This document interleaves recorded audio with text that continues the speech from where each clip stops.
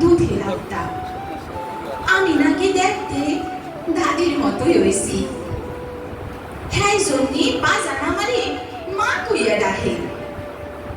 একদিন হাটে থেকে আইসা বাজান কইল, মারে নতুন বাজারে মেলা হইতেছে, যাবি আমার লগে?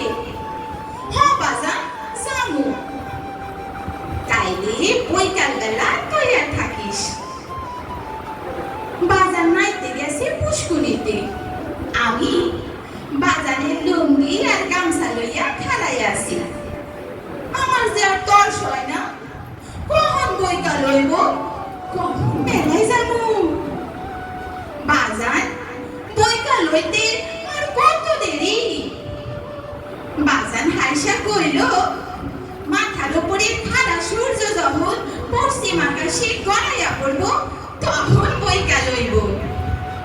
তারপর আমি বাজান মায় আর ছোট বইনে মিল্লা দুপুরে খান খাইলাম।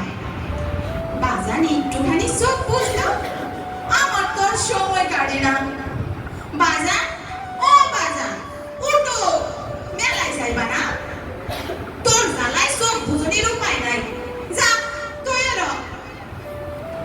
আমি সাইজা গুইজা বাজারের লগে রওনা দিলাম। পথে 100 খান কথা কইয়া বাজারের মাথাটা আল্লা ছাওলা কইরা দিলাম। মা গো মা, এত মানুষ! বাজার ওইটা বুঝি মেলা? বাজান কইল, হরে মা ওইটাই মেলা।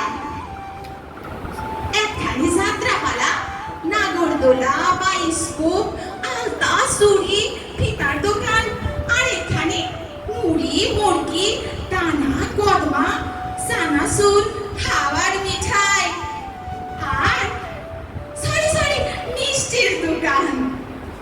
কি রে মা, কি নিবি? আমি লাল চুড়ি আর ফিতা কিনো। তাইলে নো যাই, তোর চুড়ি আর ফিতা কিনি। কি রে, খুশি তো? হ বাজান, খুব খুশি। অহন কত, কি খাবি? বাজান আমি কদমা আর জিলাপি খাবো। তুই এখানে খাড়া, আমি কদমা আর জিলাপি নিয়ে আসি। একটু দূরে দুইটা পোলা কি নিয়ে জানি তর্কাতর্কি করতেছে। হঠাৎ কইরা মেলার মধ্যে মারামারি লাগা গেল। যার যার মতো লড়াইতে লাগলো, আমিও লড়াইতে লাগলাম। আর বাজান বাজান বাজান কইরা কাঁদতে লাগলাম। রূপা তুই এনে কেন?